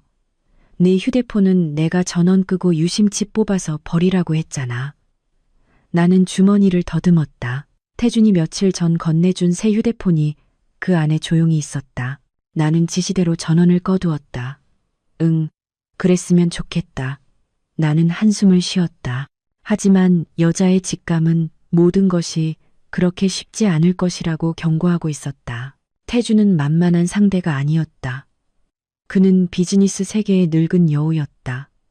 그의 계산과 통제력은 우리가 상상하는 것 이상일 것이다. 차로 30분쯤 달렸을까.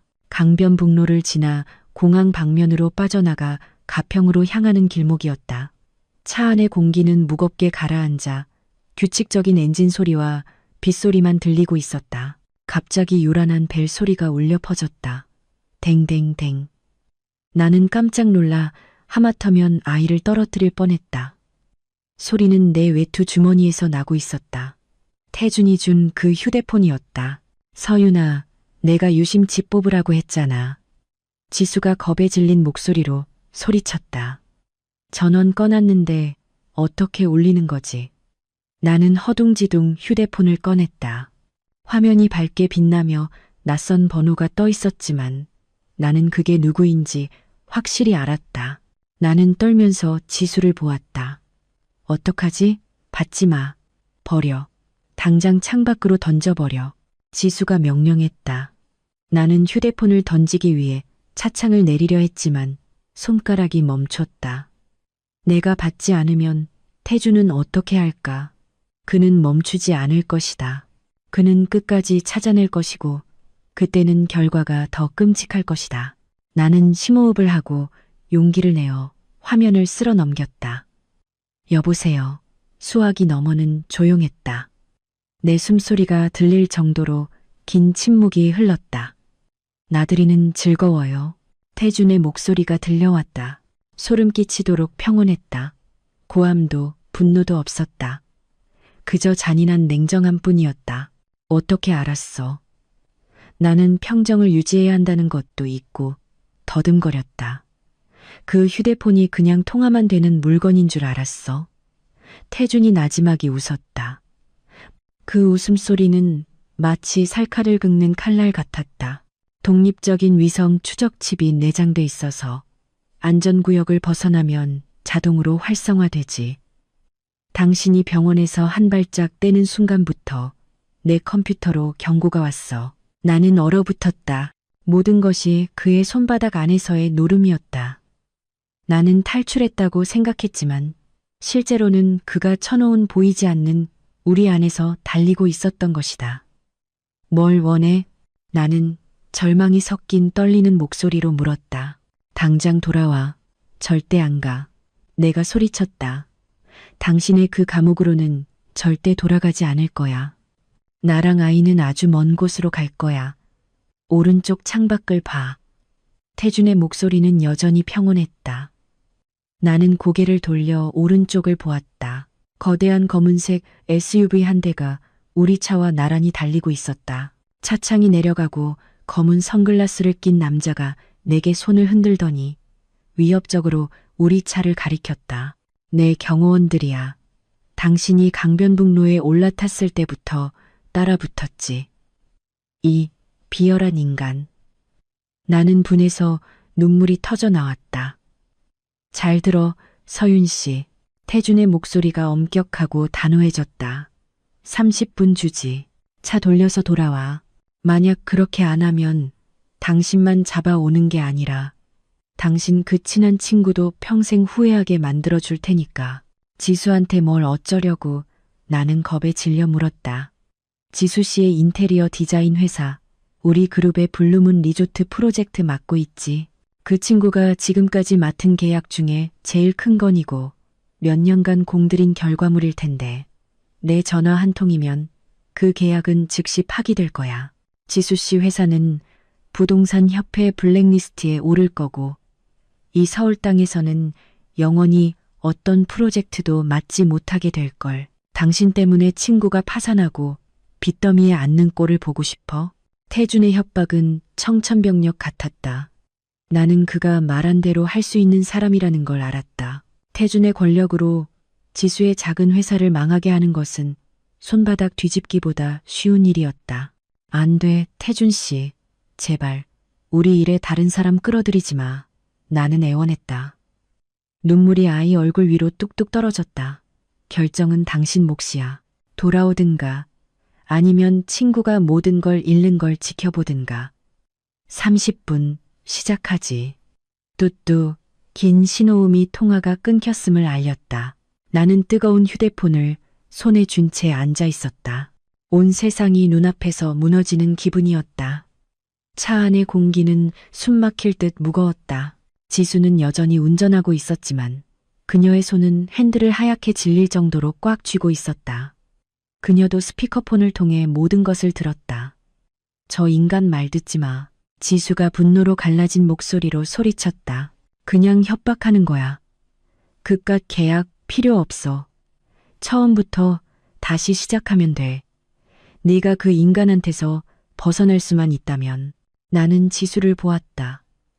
굳건하지만 걱정으로 가득 찬 친구의 얼굴을. 나는 지수가 진심이라는 걸 알았다. 그녀는 나를 위해 희생할 준비가 되어 있었다. 하지만 내가 그 희생을 받을 권리가 있을까?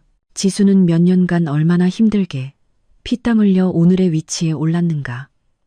그녀의 가족도 그 회사에 기대를 걸고 있다. 나 때문에 그녀가 모든 것을 잃는다면 나는 평생 죄책감 속에서 살게 될 것이다. 안 돼, 지수야. 나는 눈물을 닦으며 고개를 저었다. 내가 그렇게 이기적일 순 없어. 정말 돌아갈 셈이야. 지수가 경악한 눈빛으로 나를 돌아보았다. 미쳤어? 돌아가면 아이 뺏기는 거라고. 다른 방법이 없어. 나는 목이 메어 말했다. 강태준은 내 약점을 잡았어. 그는 내가 정에 약하다는 걸 알아. 널 이용해서 날 압박하는 거야. 내가 졌어. 차 돌려줘, 지수야. 나는 피를 토하는 심정으로 단호하게 말했다. 제발, 부탁이야. 지수는 입술을 피가 나도록 깨물었다.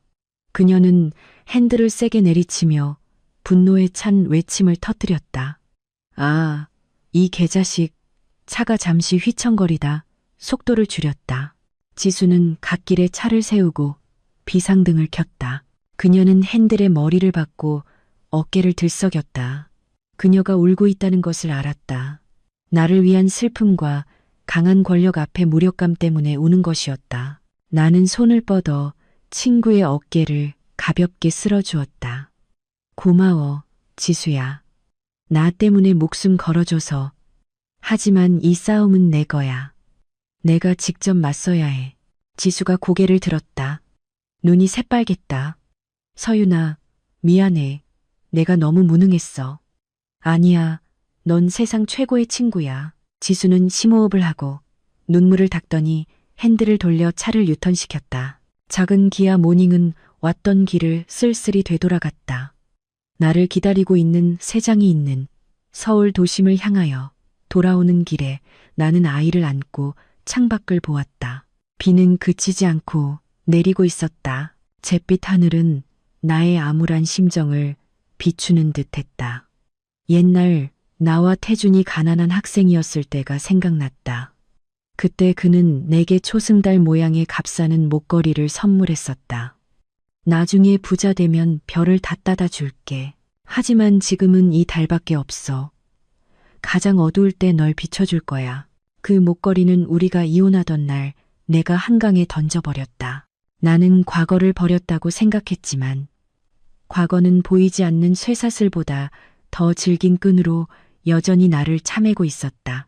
이제 그는 별을 다 가졌고 돈과 명예를 가졌지만 그는 바로 그것들로 나의 자유의 빛을 꺼버리고 있었다. 다 왔어. 지수의 목소리가 나를 생각의 흐름에서 끌어냈다. 눈앞에는 태준이 문자로 보낸 약속 장소, 병원 후문이 보였다. 우리가 1시간여 전에 도망쳐 나왔던 바로 그곳이었다. 태준의 번쩍이는 검은색 마이바흐가 그곳에 위풍당당하게 서 있었다. 2명의 거구의 경호원이 차양 옆에 서서 돌처럼 차가운 표정으로 우산을 들고 있었다. 지수가 차를 세우자 나는 심호흡을 하고 문을 열고 내렸다. 차가운 바람이 불어와 몸서리를 치며 아이를 감싼 이불을 여몄다. 마이바흐의 뒷문이 열렸다. 태준이 내렸다. 그는 여전히 고급스러운 정장 차림이었고 손에는 타담한 담배를 끼고 있었다.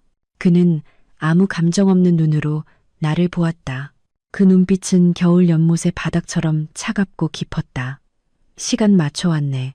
태준이 손목 시계를 힐끗 보며 말했다. 2분 남았군. 지수가 차에서 뛰쳐나와 태준에게 달려들려 했지만 두 경호원에게 막혔다. 이 나쁜 놈, 짐승만도 못한 놈, 힘없는 여자나 협박하고 부끄러운 줄 알아. 지수가 소리쳤다. 태준은 지수를 쳐다보지도 않았다. 그는 담배를 한 모금 깊이 빨고 빗속에서 흩어지는 하얀 연기를 내뿜더니 꽁초를 튕겨버렸다. 서윤 씨한테 고마워해야 할 거야. 2분만 늦었어도 당신 회사는 잿더미가 됐을 테니. 그는 나를 향해 돌아섰다. 손을 내밀며 아이 이리 줘. 나는 한 걸음 물러서며 아이를 꽉 껴안았다. 안 돼. 당신은 내가 돌아오기만 하면 된다고 약속했잖아. 아이 이리 줘. 태준의 목소리가 낮아지며 은근한 위협을 담았다. 비 오는데 춥잖아. 애감기 들게 할 셈이야. 당장 차에 타. 나는 잠든 아들과 저 따뜻하고 고급스러운 차를 번갈아 보았다. 저항할 수 없다는 것을 알았다. 나는 이를 악물고 다가가 그의 품에 아이를 건넸다. 태준은 조심스럽게 아이를 받아들고 빗방울로부터 아이를 보호했다. 그는 아이를 잠시 내려다보고 아이가 무사한 것을 확인하고 나서야 표정이 조금 누그러졌다. 차에 타. 집으로 가자. 지수랑 잠깐 얘기 좀 할게. 필요 없어. 태준이 냉정하게 잘라 말했다. 이제부터 그 친구 만날 필요 없어. 남편 버리고 자식 버리라고 부추기는 그런 친구는 사귈 자격 없어. 당신이 내 친구 관계를 막을 권리는 없어. 권리 있지. 태준이 내 눈을 똑바로 쳐다보았다. 강자의 권리. 내 인생을 쥐고 있는 사람의 권리. 차에 타. 그는 나를 뒷좌석으로 가볍게 밀어넣고 문을 쾅 닫았다. 나는 차창 너머로 지수가 빗속에서 서럽게 울며 무력하게 내가 끌려가는 것을 지켜보는 것을 보았다. 그 모습은 내 마음속에 깊이 새겨져 결코 아물지 않을 상처가 되었다. 차는 물 위를 미끄러지듯 부드럽게 움직였다. 차 안은 따뜻했고 고급 가죽 냄새와 태준의 익숙한 향수 냄새가 희미하게 났다. 하지만 나에게 이곳은 영원한 감금 장소로 나를 데려가는 호송차일 뿐이었다. 태준은 옆자리에 앉아 아이를 안고 한마디도 하지 않았다. 그는 꾸짖지도 묻지도 않았다. 그 침묵이 수천 마디의 욕설보다 더 무서웠다. 그것은 곧 시작될 숨막히는 삶을 예고하고 있었다. 차는 20분쯤 달려 한강변의 최고급 주상복합 아파트로 들어섰다. 이곳은 최상류층을 위한 곳으로 보안이 철저해 파리 한 마리도 통과하기 어려웠다. 태주는 나를 최고층으로 데려갔다. 수백 평에 달하는 펜트하우스는 사방이 유리로 되어 있어 광활한 한강이 한눈에 들어왔다. 내부는 호화롭고 눈이 부실 정도로 화려했으며 모든 것이 태준이 좋아하는 차가운 회색 톤으로 꾸며져 있었다. 여기가 우리 새 집이야. 태준이 텅 빈 거실로 들어서며 선언했다. 나는 방 한가운데 서서 자신이 한없이 작고 외롭게 느껴졌다. 집, 여긴 집이 아니야. 황금 세 장이지. 태주는 방 한가운데에 미리 준비된 정교하게 조각된 오크나무 요람의 아이를 눕혔다. 그는 돌아와 넥타이를 풀어 소파에 던졌다. 뭐라고 부르든 상관없어. 당신과 아이가 내 시야 안에만 있으면 돼. 날 언제까지 여기 가둬둘 셈이야?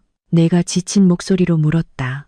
평생, 아니면 아이가 다 클 때까지.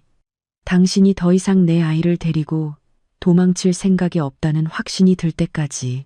태주는 바로 걸어가 독한 술 한 잔을 따라 단숨에 들이켰다. 좀 분수를 알았으면 좋겠어. 여기선 모든 걸 가질 수 있어. 가사 도우미, 개인 주치의, 요리사, 신용카드. 원하는 건 뭐든지 단 한 가지는 빼고 내 허락 없이 이 문 밖으로 나가는 것. 나는 씁쓸하게 웃었다. 결국 난 당신의 유리 진열장 속 인형일 뿐이었네. 당신은 내 아이의 엄마야. 태준이 내 말을 정정했다. 그리고 난 내 아이가 온전한 가정을 가졌으면 좋겠어. 비록 조각난 가정일지라도 아빠가 없는 것보다는 나으니까.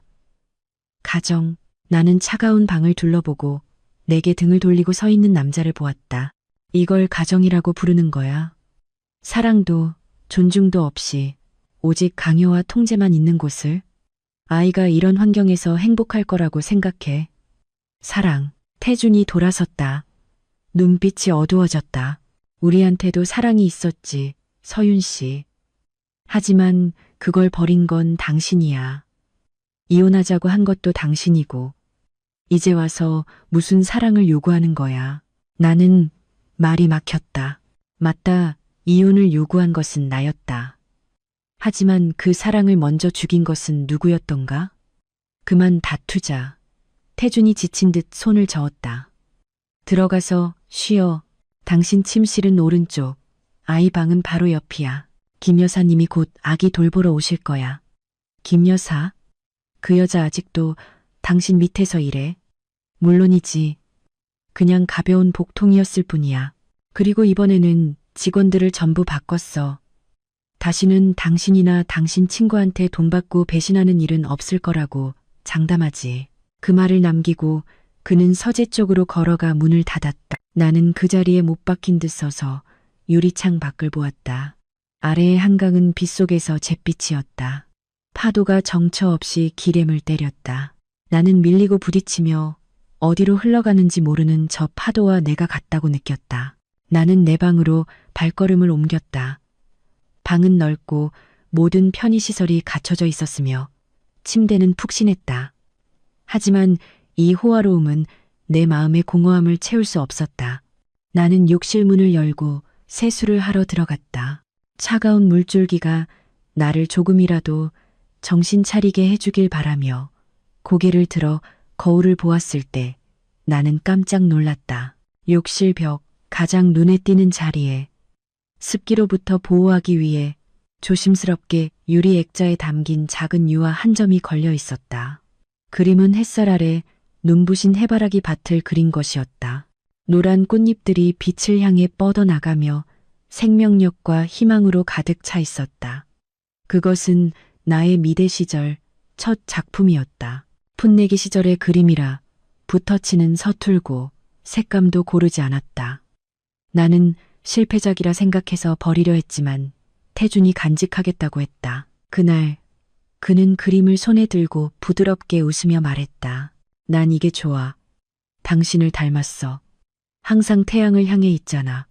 무슨 일이 있어도 이 꽃처럼 강하고 눈부시게 살아야 해. 나는 그가 깨진 결혼 생활의 다른 기념품들과 함께 이 그림도 오래전에 버렸을 거라고 생각했다. 아니면 먼지 쌓인 창고 어딘가에 처박아 두었을 거라고. 하지만 아니었다. 그는 여전히 그것을 간직하고 있었다. 그는 자신의 가장 사적인 공간에 그것을 걸어두고 보물처럼 소중하게 액자에 넣어 보호하고 있었다. 내 손이 떨리며 차가운 유리 표면을 만졌다. 왜 그는 부부의 정을 버렸으면서 이 값싼 기념품은 간직하고 있는 걸까? 왜 그는 나를 잔인하게 대하고 감금하면서도 과거의 나에 속한 것들은 소중히 여기는 걸까? 심장이 아프게 쿵 내려앉았다. 아마도 저 차갑고 잔인한 사람의 마음 깊은 곳 어딘가에는 대학 캠퍼스 처마 밑에서 나와 함께 비를 피했던 그 시절 소년의 모습이 아주 조금은 남아있는지도 모른다. 하지만 그 작은 불씨가 이 얼음장 같은 가정을 데우기에 충분할까?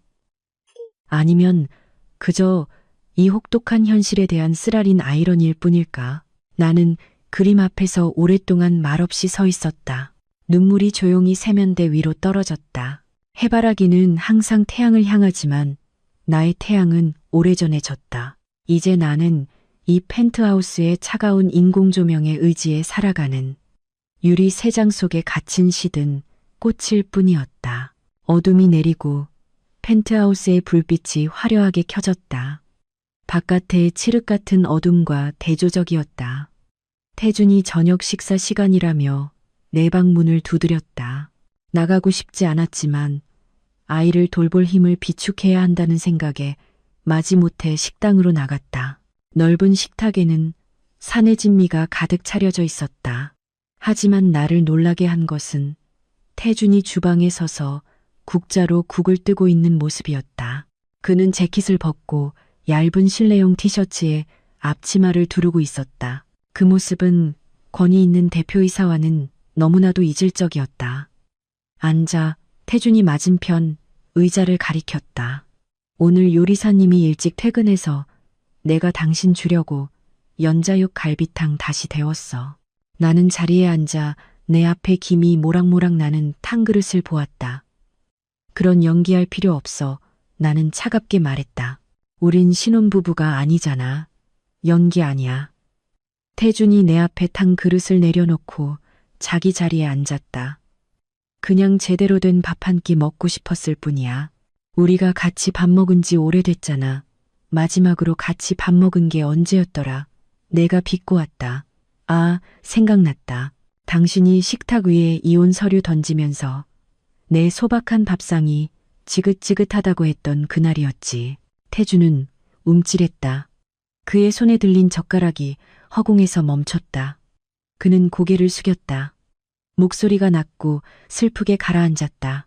내가 당신한테 상처 주는 말 많이 한 거 알아. 미안해. 미안하면 다야. 나는 비웃었다. 그 말이 내 마음의 흉터를 지워줘. 잃어버린 내 청춘을 되돌려주냐고. 먹어. 국 씻겠다. 태주는 내 질문을 피하며 갈비 한 점을 내 그릇에 덜어주었다. 아이한테 젖 물리려면 잘 먹어야지. 우리는 침묵 속에서 식사했다. 그릇 부딪히는 소리가 유난히 귀에 거슬렸다. 산의 진미가 가득했지만 나는 마치 지푸라기를 씹는 것 같았다. 숨막히는 공기가 가슴을 짓눌렀다. 식사가 끝나고 태주는 따뜻한 물 한 잔을 내게 건넸다. 그는 알 수 없는 깊은 눈빛으로 나를 보았다. 다시는 사라지지 마. 제발. 태준의 갑작스러운 말에 나는 멈칫했다. 그의 목소리에는 명령이 아닌 희미한 간청이 담겨 있었다. 그럼 날 언제까지 가둬둘 건데? 아이가 다 클 때까지. 내가 그의 눈을 똑바로 쳐다보며 되물었다. 모르겠어. 태준이 고개를 저었다. 눈빛이 먼 곳을 향했다. 내가 아는 건 다시는 당신과 아이를 잃는 그 기분을 견딜 수 없다는 것뿐이야. 오늘 아침 텅 빈 병실을 봤을 때 심장이 쉬는 것 같았어. 두려웠다고, 서윤 씨. 난생 처음으로 두려움을 느꼈어. 나는 침묵했다. 그의 말에 담긴 진심이 나를 혼란스럽게 했다. 하지만 믿을 수 없었다. 또 다른 달콤한 함정일까 봐 두려웠다. 피곤해. 방에 들어갈게.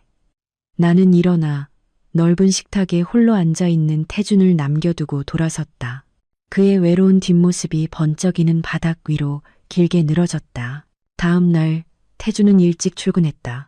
그는 김 여사와 경호원들에게 나를 철저히 감시하라고 지시했다. 나는 아파트에 갇혀 아이 곁을 맴돌거나 유리벽 안을 서성이는 것 외에는 할 일이 없었다. 지루함을 견디다 못해 책이라도 읽으려고 태준의 서재에 들어갔다. 서재는 넓었고 수천 권의 책이 꽂혀 있었다. 나는 책등을 훑으며 고전 소설 한 권을 골랐다. 책을 빼내다가 우연히 책장의 작은 스위치를 건드렸다. 딸깍 소리와 함께 옆에 나무 벽면이 미끄러지며 현대적인 벽 금고가 나타났다.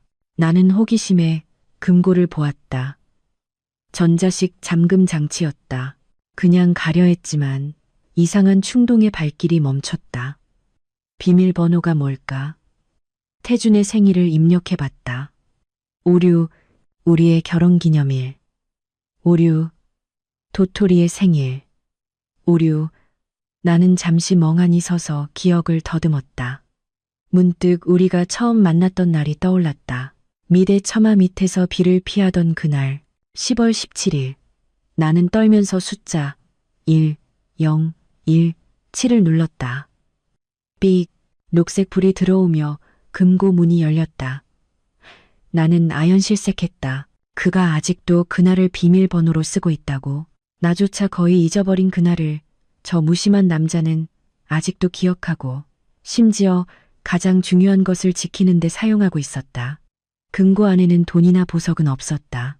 서류철 몇 개와 작은 벨벳 상자 하나뿐이었다. 나는 벨벳 상자를 열었다. 안에는 초승달 모양의 은 목걸이가 있었다. 우리가 이혼 서류에 도장 찍던 날, 내가 한강에 던져버렸던 바로 그 목걸이였다. 그것은 여전히 그곳에 흠집 하나 없이 반짝이고 있었다. 어떻게 이걸 다시 찾았을까? 그 넓은 한강에서 잠수부라도 고용해서 찾았단 말인가? 내가 버린 값싼 물건 하나를 되찾기 위해 얼마나 많은 노력을 기울였을까? 나는 목걸이를 들어 올렸다. 금속의 차가운 감촉이 살칼에 전해졌지만 마음속은 뜨거웠다. 눈물이 솟았다. 그는 내 감정을 가지고 무슨 장난을 치고 있는 걸까? 나는 목걸이를 내려놓고 옆에 서류철을 들어보았다. 그것은 강하준 후원 신탁 기금이라는 이름의 신탁 설립 서류였다. 기금 액수는 3천억 원. 설립일은 어제였다. 그가 나를 이곳으로 데려온 직후 나는 떨리는 손으로 서류를 한 장 한 장 넘겼다. 3천억. 평생 꿈도 꿔보지 못할 거액이었다. 그는 아들을 되찾자마자 모든 것을 아들에게 주었다. 서류철 사이에는 손으로 쓴 메모 한 장이 끼워져 있었다. 태준의 힘있고 단호한 필체였다.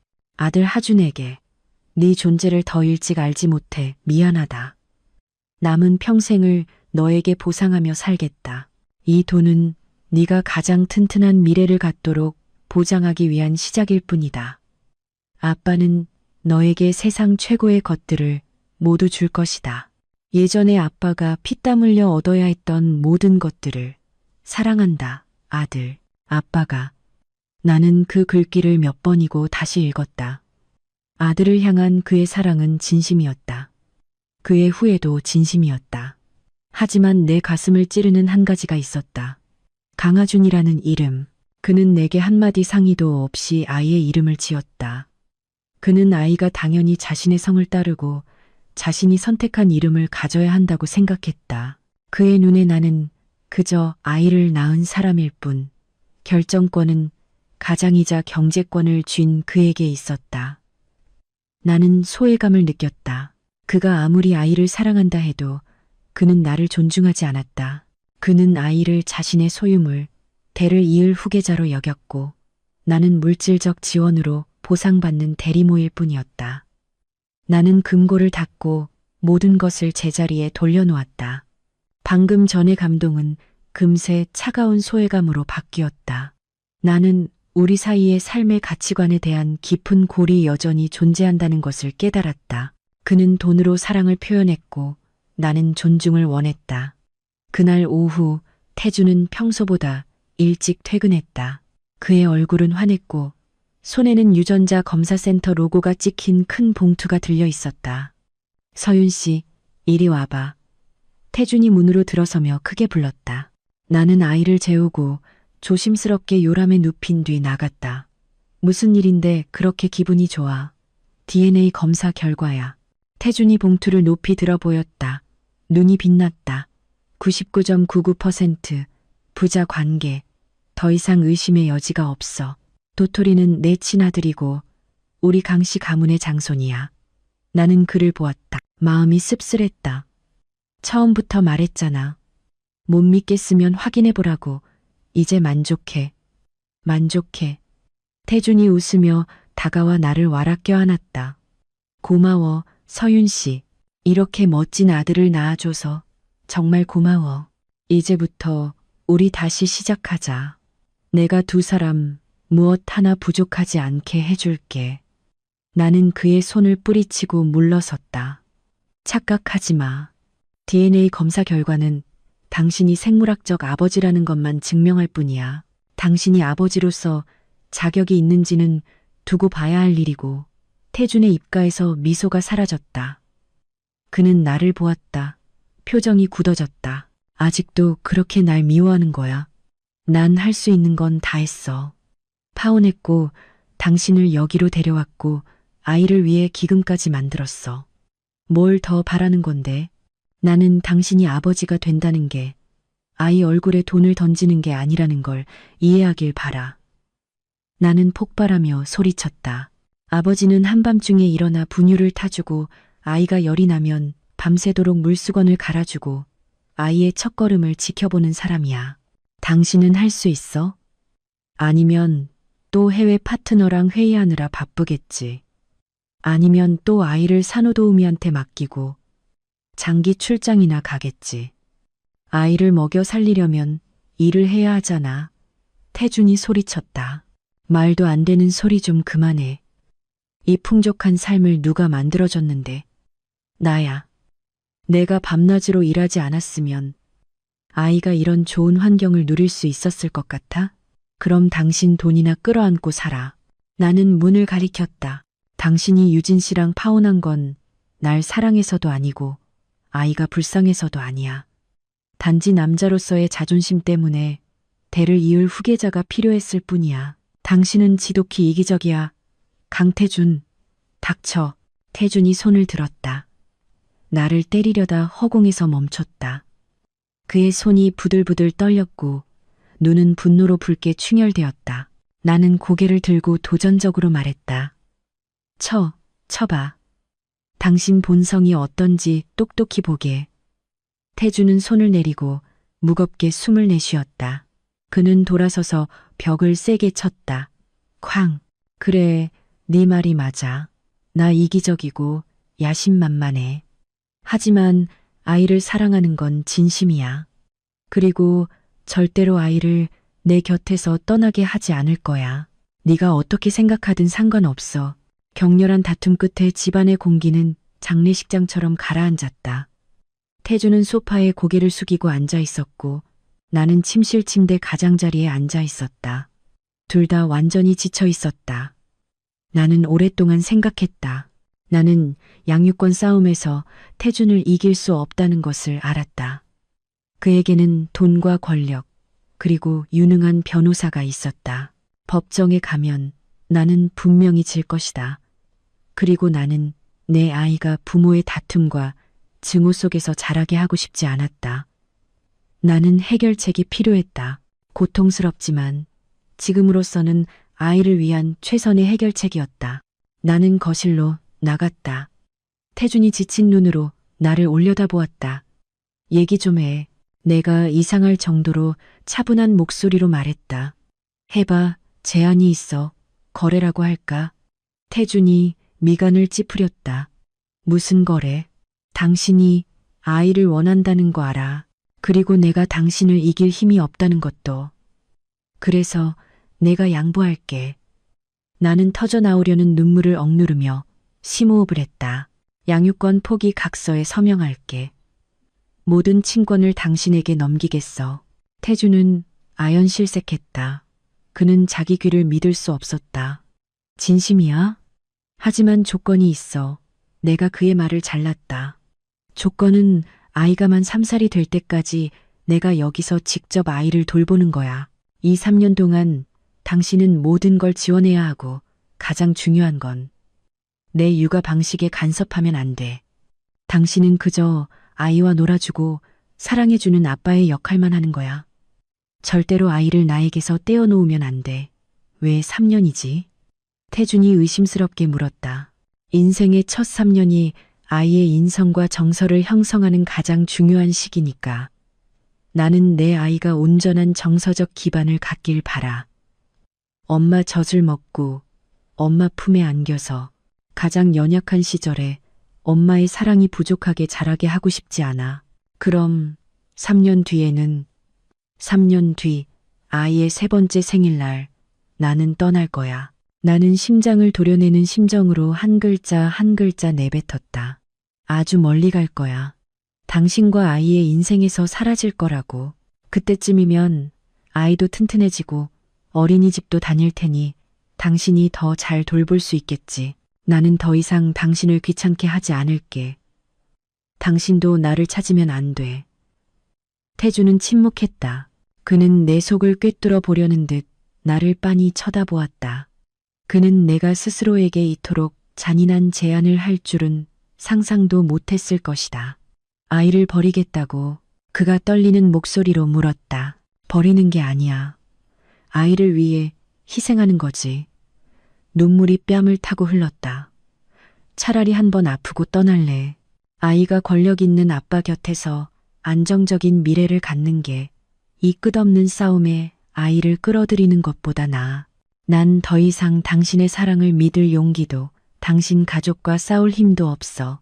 태주는 고개를 숙였다. 그는 두 손을 깍지 낀 채 오랫동안 생각했다. 좋아. 마침내 그가 말했다. 목소리는 갈라져 있었다. 그 거래 받아들이지. 3년. 우리에게는 3년이 있어. 태주는 동의했다. 계약은 말로 이루어졌지만 그 무게는 법적 문서보다 더 무거웠다. 나는 등을 돌려 침실로 향했다. 발걸음이 천근만근이었다. 나는 방금 내 심장에 사형 선고를 내렸다. 3년. 나에게는 아이를 안고 아이의 냄새를 맡고 아이가 자라는 것을 볼 수 있는 날이 1095일밖에 남지 않았다. 그 후 나는 남이 될 것이다. 나는 문을 열고 들어갔다. 도토리는 깨어나 요람에서 혼자 놀고 있었다. 손발을 마구 버둥거렸다. 나를 보자 아이가 활짝 웃었다. 그 순진무구한 미소에 가슴이 미어졌다. 아가, 나는 아이를 들어 올려 품에 꼭 껴안았다. 아이의 가슴에 얼굴을 묻고 서럽게 울었다. 미안해, 엄마가 미안해. 나의 울음소리는 방음벽에 막혀 밖으로 새어나가지 못했다. 거실 밖에서는 태준이 여전히 앉아 있었다. 그는 불을 켜지 않아 어둠이 그를 감싸고 있었다. 그는 담배에 불을 붙였다. 붉은 불꽃이 어둠 속에서 타올랐다 쓰러졌다. 그는 이겼다. 그는 아들을 얻었고 앞으로 3년간 나의 복종을 얻었다. 그는 성공한 사업가처럼 자신의 모든 목적을 달성했다. 그런데 왜 마음은 이토록 텅 비어 있을까? 그는 굳게 닫힌 침실 문을 바라보았다. 문틈으로 수면 등의 희미한 불빛이 새어나오고 있었다. 그것이 이 넓고 차가운 집의 유일한 빛이었다. 그는 이성적으로는 이겼지만 감정적으로는 완전히 패배했다는 것을 깨달았다. 그는 사람을 붙잡았지만 그가 가장 사랑했던 여자의 마음은 영원히 잃었다. 그녀는 그를 사랑해서가 아니라 아이를 가엾게 여겨 머무는 것이다. 그리고 그녀는 시작하는 순간부터 떠날 날을 정해두었다. 이 펜트하우스의 등불은 단 3년만 켜질 것이다. 그것은 조각난 가족, 아이를 위해 만들어진 행복이라는 연극을 비출 것이다. 태주는 담배를 비벼 껐다. 그는 의자에 등을 기대고 눈을 감았다. 뜨거운 눈물 한 방울이 그 남자의 눈가에서 조용히 흘러내렸다. 어쩌면 그것은 행복의 눈물이었을지도 모른다.